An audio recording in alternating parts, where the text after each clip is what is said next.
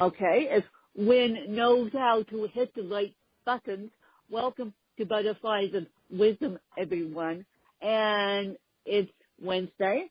And just a quick programming announcement before we start. I'm sorry to do this to you guys again, but I have decided to officially make a change of Butterflies of Wisdom and have it come out Mondays and Wednesdays. My thinking behind that is on Monday mornings when you're driving to work, you can get a dose of me. By Wednesday, it's over the hump day, and you kind of need inspiration. So that's my thinking behind that. So when you guys listen to this on Monday, just make a note of it in the iPad, in the iPhones, that Butterflies of Wisdom is coming out on Mondays and Wednesdays. So, and this will be the last scheduling change I will do to you guys. But today, Mel and I are talking about getting your podcast out to the world and then getting feedback on it if you choose to do so. So, getting your feedback out, getting your podcast out to the world, I should say. Now, iTunes needs one episode to qualify your podcast to go into iTunes. So what I decided to do is with Wisdom of Fashion, which is Mel's and I other passion projects, other podcast, which will turn into a passion project if we're not careful, I decided to give a taste of what people are going to be listening to, not necessarily an official episode, but I decided to put something based off what we did on Butterflies of Wisdom, so that at least I have one episode, and I will probably take that episode down as soon as we interview our first guest and then I'll probably relaunch it in iTunes. I'll probably just leave episode number 1 up and make our first official episode of the Wisdom of Fashion, episode number 2, just so you guys get a taste of who's co-hosting and who's hosting. That's why I did that.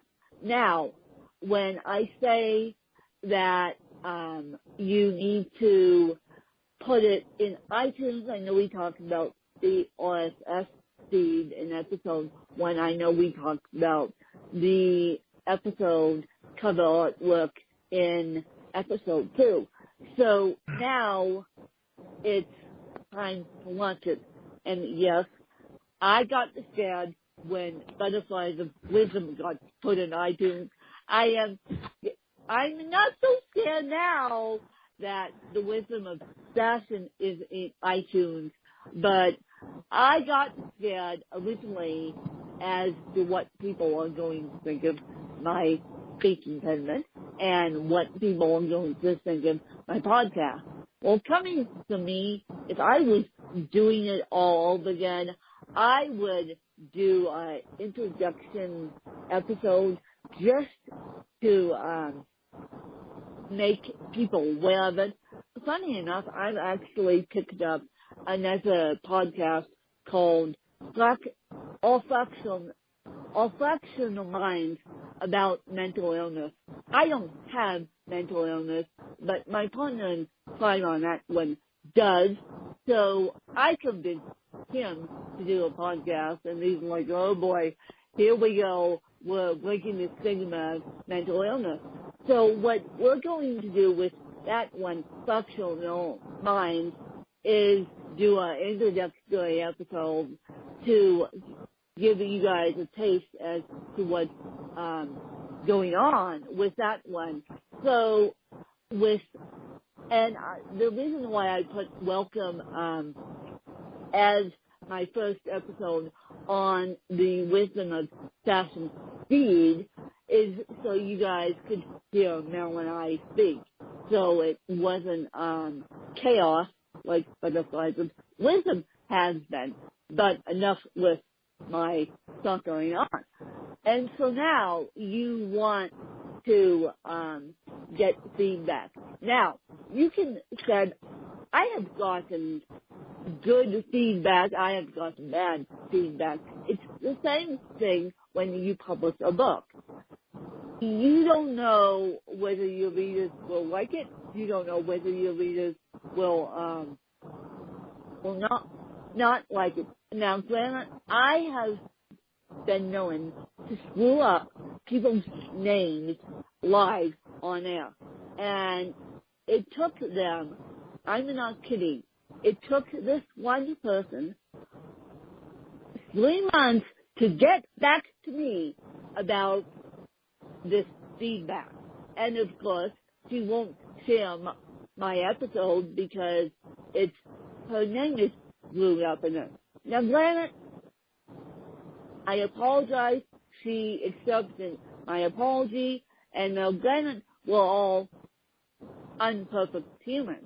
So what I tend to do is ask the individual how they would like their name pronounced, number one, that's key, and then 2, what they would not like to talk about on a podcast because that makes them feel better, 1.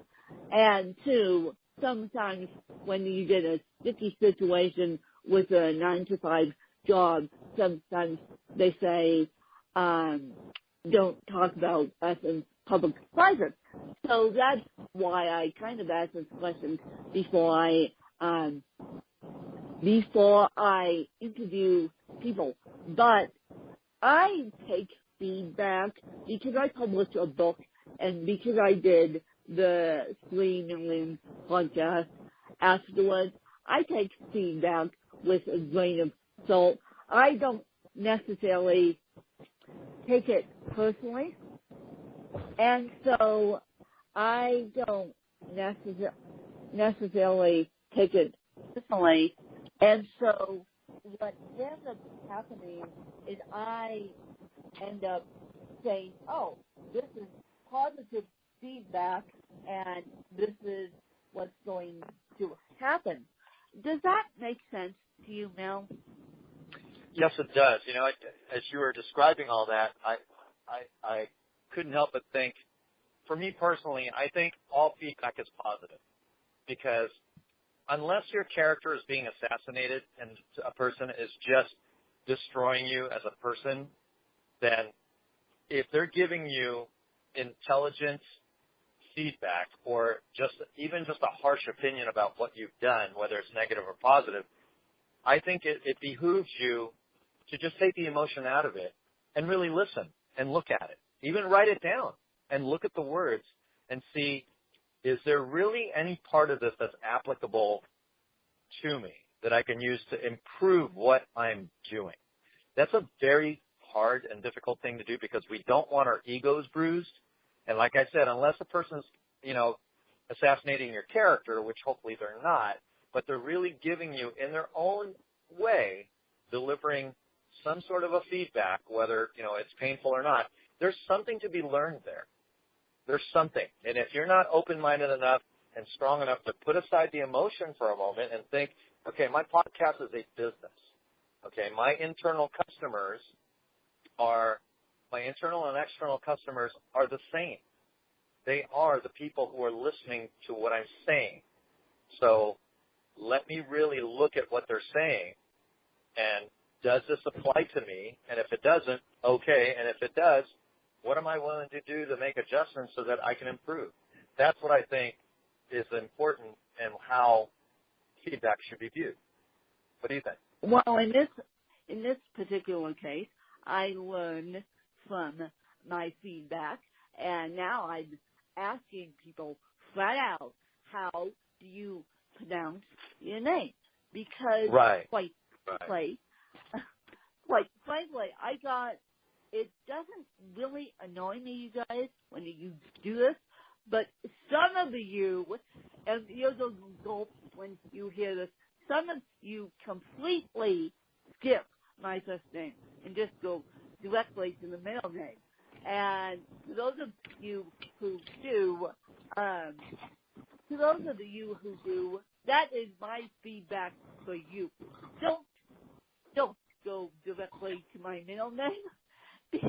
At one point, I thought about changing my legal name to my middle name because people don't get that it is Win, spelled W-I-N. I mean, I just got an email today from my graphic designer. And this is a graphic designer who has his work on many books, and he put an extra N in my name. So when you think, getting back to feedback, when you think about people's names and how picky they are about it, just take the emotion out of the feedback and carry on, and then do better next time. Yeah, and to reflect back on your first question, and the first point you were making, I think gathering intel is very important. And also taking consideration, I would have to agree, into what is off limits for a person to ask in an interview process, right? So saying a person's name and spelling it correctly and sounding it out correctly and just simply asking how do you want it said is no different than if I were to meet your parents, Wynn, and I'm not going to assume that your dad wants to be called Mr. Charles, right? I would ask you, how do I address him? What does he like to be called? All right. What do you call him? It's just simple common courtesy, but a very professional thing to do. I picked up a tip from you, and tomorrow I'm going to start using that tip now. How would you like to be addressed during the podcast? Absolutely. It's the simplest and greatest initial form of acknowledgement. How do you want to be addressed? How often do you ask that? Not very often, right? Not very often, right? I mean, you may really prefer to be, addressed as Super Win. Call me Super Win. How am I supposed to know that? Yeah. And if I don't ask you that, and that's how you want to be addressed, and I just keep calling you, hey, Miss Charles, or Kelly, or hey, Win, or whatever, and it's rubbing on you. You put it aside, and you're like, okay, bless his heart, he doesn't know. I'll forgive him. But why start that way, right? It's been rubbing on me for about 11 years, and I finally let the cat out of the bag. Don't call me Kelly in the middle of a messenger app. Right. Please. You would think that people look at Facebook and God, but they don't. And so, and when I say feedback, just take it as a grain of salt. Now, if you want to have a feedback show, tell your fans that it's going to be a feedback show. And this is a perfect segue. I am actually thinking about setting up a Google phone number for the Wisdom of Sasson, so you guys have a way of giving us feedback, because we want to know what you guys want to talk about as far as Sasson and as far as disabilities. I mean, I have learned so much about my own.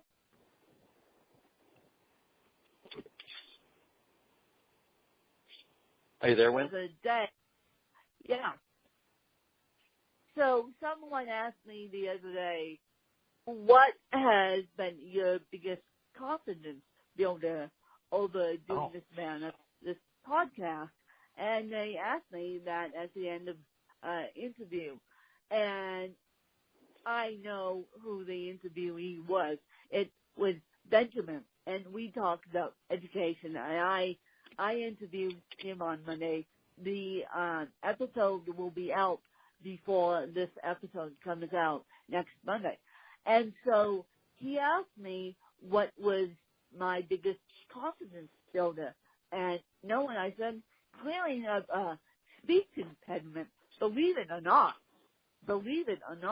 I have cleared up my speech impediment to the point of people could understand me more clearly. Now, granted, the EXO and Galileo Tilt Table has helped with that. I didn't even know this. They noticed. The volunteer who happened to be a speech pathologist noticed that one, and then told the PT, and of course the PT told me. But I feel like, so that was positive feedback outside the podcast. I feel like I am improving my own speech impediment by doing this podcast, especially when I do it on Mondays and Wednesdays, because I had just worked out, maybe going to work out. And so that is something positive there for you guys. And so basically what we're trying to say is use your feedback as a way to get better. And that's what we're going to do with the wisdom of fashion. And don't take the good feedback. Don't necessarily get angry at the bad feedback, but take the good feedback and pat yourself on the back, and then take the negative feedback, or what you presume negative feedback, and learn from it. I mean, you're going to have your critics out there. I know Mel certainly has his critics out there. I know I certainly have my critics out there. But I'm not so concerned about the critics. I'm concerned about inspiring people at that. You know, it's interesting you're talking about that, and a couple of things come to mind. First of all, ignorance is bliss is not something you want to apply to feedback, because if you are oblivious to any feedback and ignore it and do not apply it to improve your game, you're going to go downhill really, really fast. That's the first thing. So absolutely, applying feedback and understanding what's positive and negative feedback that you can apply really will propel your confidence forward. And I got to tell you, when you and I have worked pretty closely together now for going on 3-4 months, and I enjoy every episode we do. Sure, there's some episodes where I kind of go, oh, that could have flowed a little bit better, or we could have interjected a little bit more, or maybe we could have been prepared a little bit more. But 90% of the time, 99% of the time, I feel great after an episode with you. Because we're flowing pretty well. We're learning how to work with each other's timing a lot better. So that's one part of it. The second part of it is being fearless in your delivery and in your message and your intention. Like, I've done over 250 Facebook Live videos in combination with recorded videos where I've posted. And I'll never forget the very first video I put out, which was the day before Thanksgiving in 2015. I'm running, and I decided to hold up the camera as I'm running. And I didn't realize that I was upside down. I had no idea that I was running, and the video was being recorded upside down. It looked right side up to me, right? So here I'm thinking, I'm delivering this message, I'm pumping everybody up, hey, you should work out, the day before Thanksgiving or even on Thanksgiving Day, and blah, blah, blah, blah. I load this thing on the Facebook thinking, okay, this is now the launch of my social media career. The very first time I was going to use social media to bolster my business. Dang thing's upside down. And I have no idea how to fix it. So I thought, okay, let's just take a deep breath and see what happens. I got more feedback on how awesome it was. And I got teased a little bit, okay, so definitely, Mel, you're, technologically challenged, but great message. And that was the worst of it. Okay. Ever since then, I had decided I'm not going to worry about trying to impress the masses every time I speak in public. I'm going to just focus on the one person who absolutely this could resonate with, the one person who needs it, who is literally and figuratively sitting alone in a dark room within themselves and feels like nobody is there that understands them. So everything and anything I talk about is going to resonate with the one.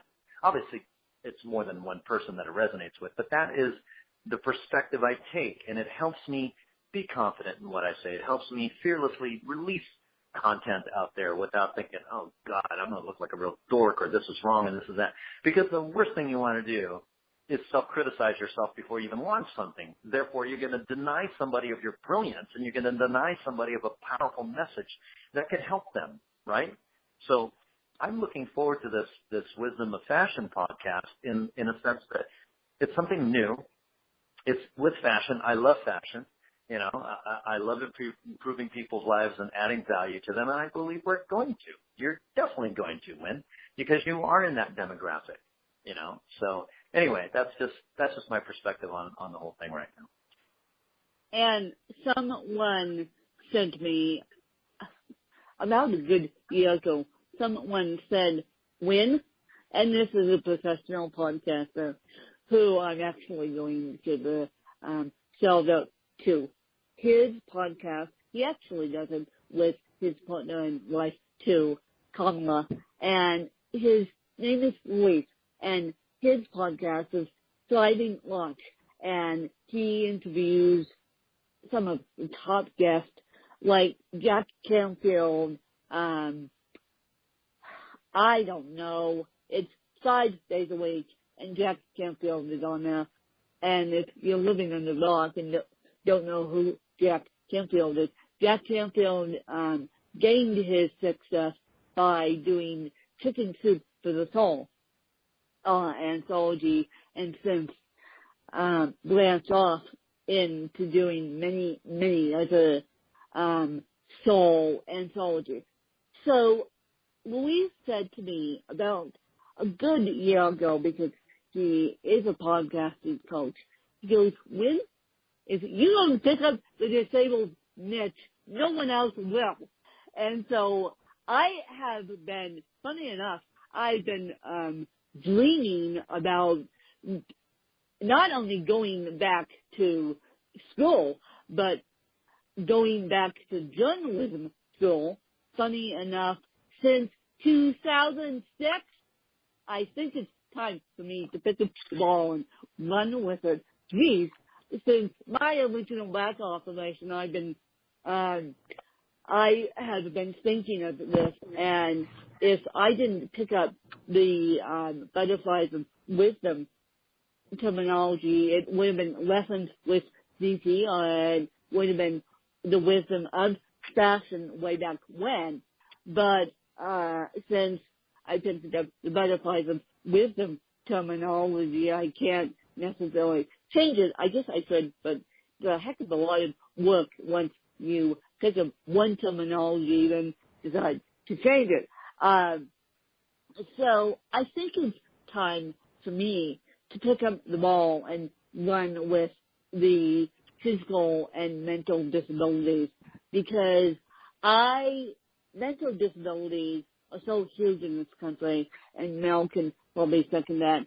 And I have the physical disabilities like in the palm of my hand. So therefore, why am I not playing towards my strengths and using my own feedback in my life to teach others and inspire others? So if you have one listener or 10,000 listeners who you inspire, just don't worry about the feedback. Don't worry about the feedback. One person is going to be inspired by your message. One person may not like it. That's right. That's right. It's just, again, you can't be afraid. You just can't. I mean, Jack Canfield is an amazing speaker, and he even offers a coaching program.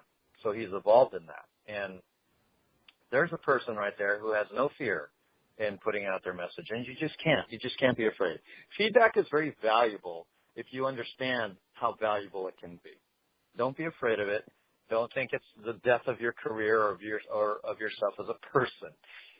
Again, it's a business. When you're a podcaster, you're also in the business of inspiration. You're not in the business of convincing anybody. You're just in the business of sharing a message.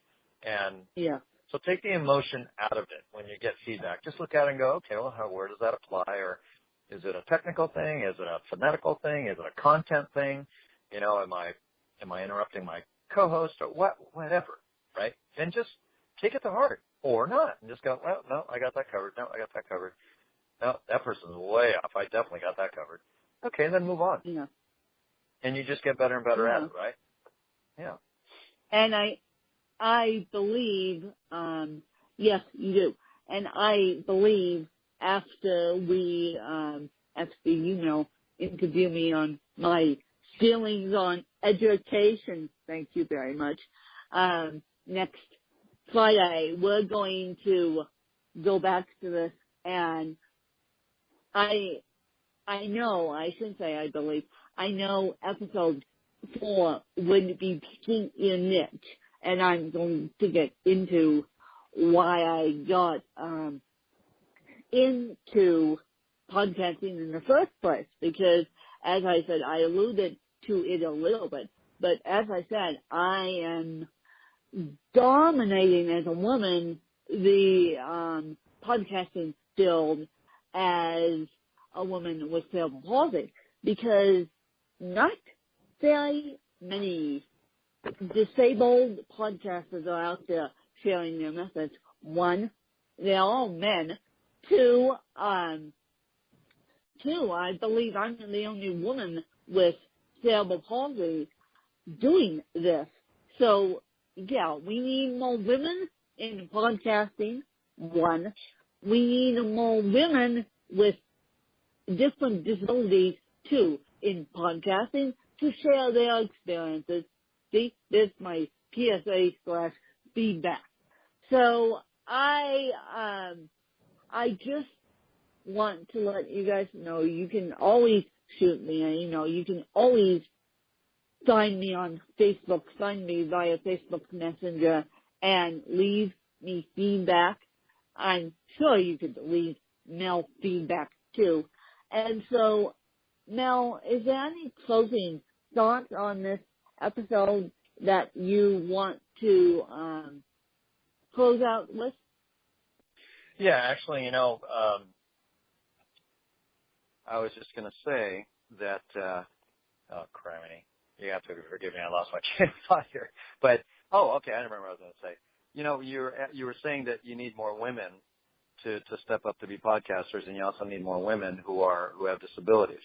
That sounds like a perfect recipe and need that you can fill in regards to creating maybe a Facebook page for that, drawing that demographic in, so that you could start communicating, because you are innovative and you're a leader, just like I kind of talked to you about the technological teacher for the disabled, and also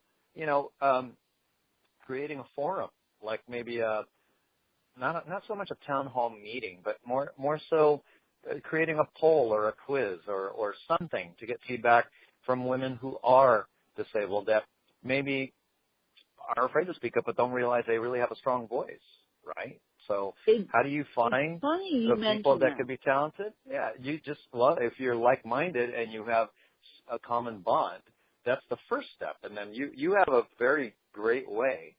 That's phonetically horrible, I just said that. You have an excellent way of just being, very disarming and very trusting and very easygoing and very easy to talk to.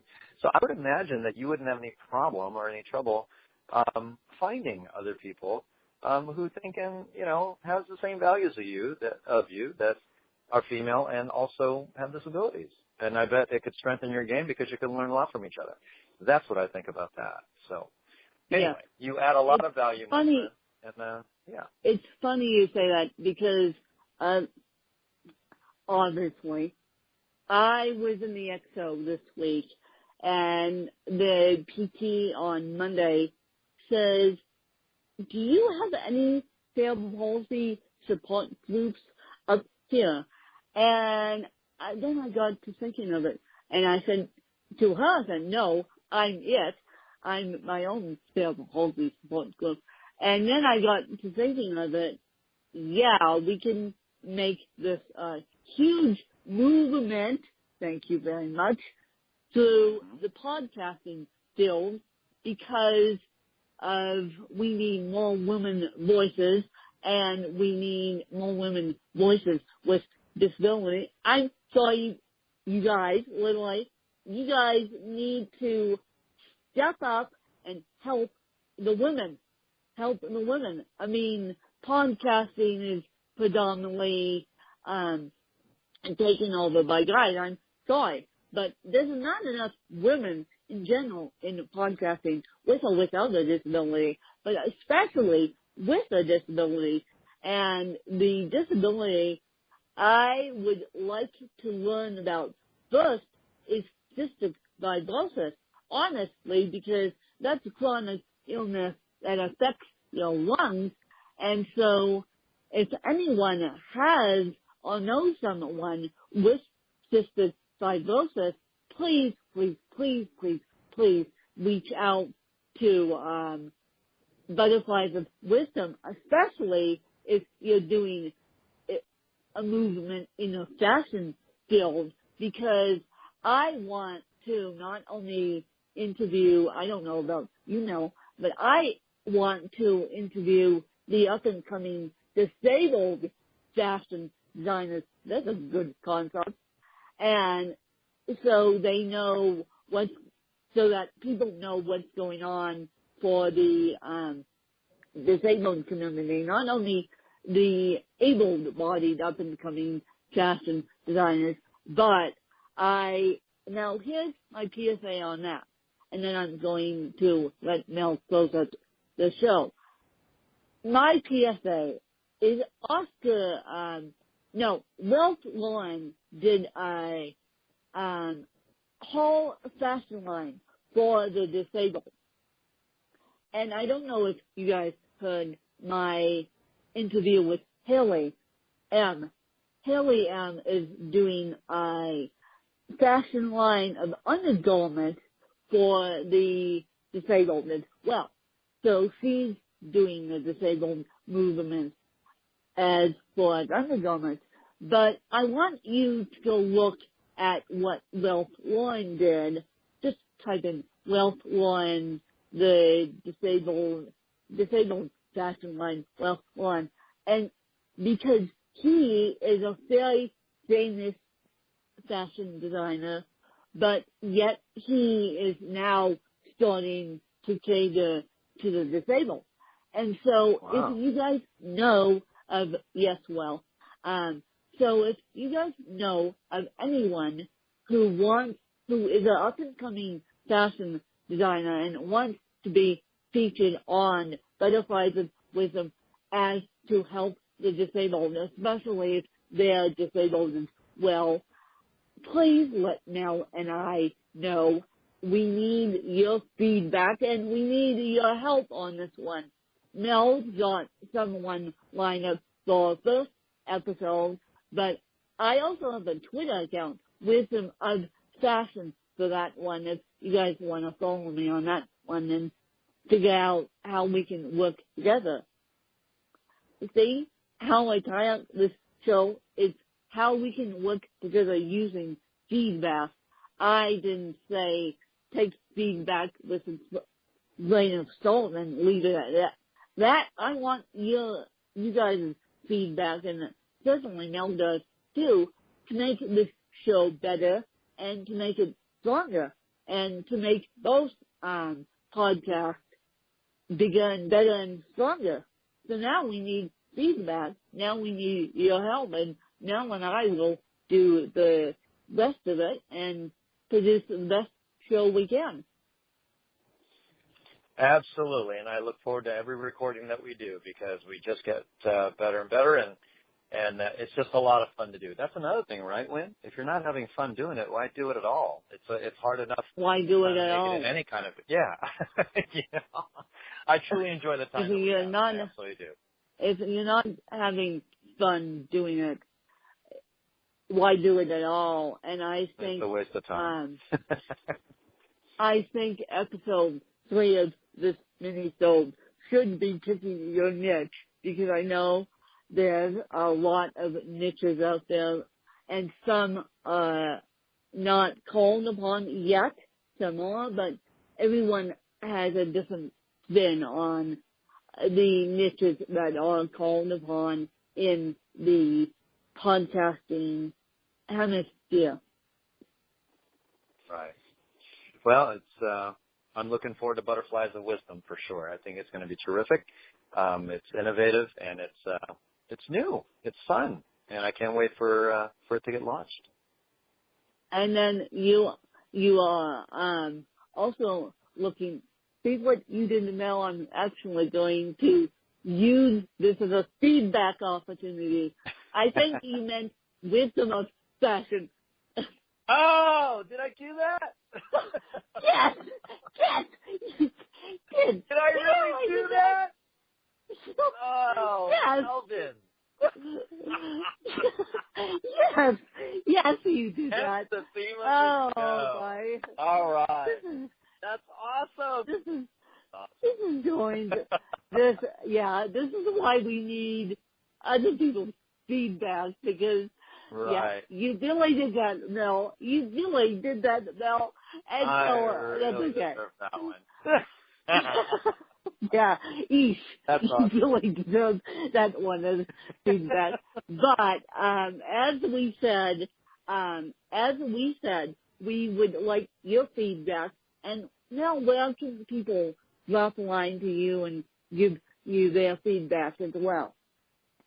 Anytime, via email, contact melmartin@gmail.com, or just send me a message on Facebook Messenger under Mel Martin. And please feel free to look at my profile and page. I have lots of videos there, lots of graphics and inspirational things, and I just love to hear from you. And tell me what you think. Tell me what you know. I'm happy to learn and get better because of you. Yeah. And so am I. You can find me on Facebook. I am under Wynn Kelly Charles on that one. And then on Twitter, I am under, as I said, the Wisdom of Fashion, all one word, and of course the @ and then Wynn Kelly Charles, all one word, and then of course the @ and you can find me on Twitter. I'm pretty good about responding to both accounts.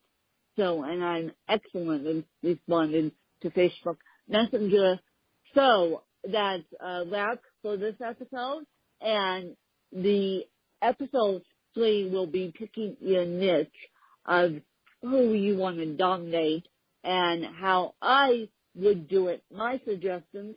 And if the space is already taken, don't be worried about doing it.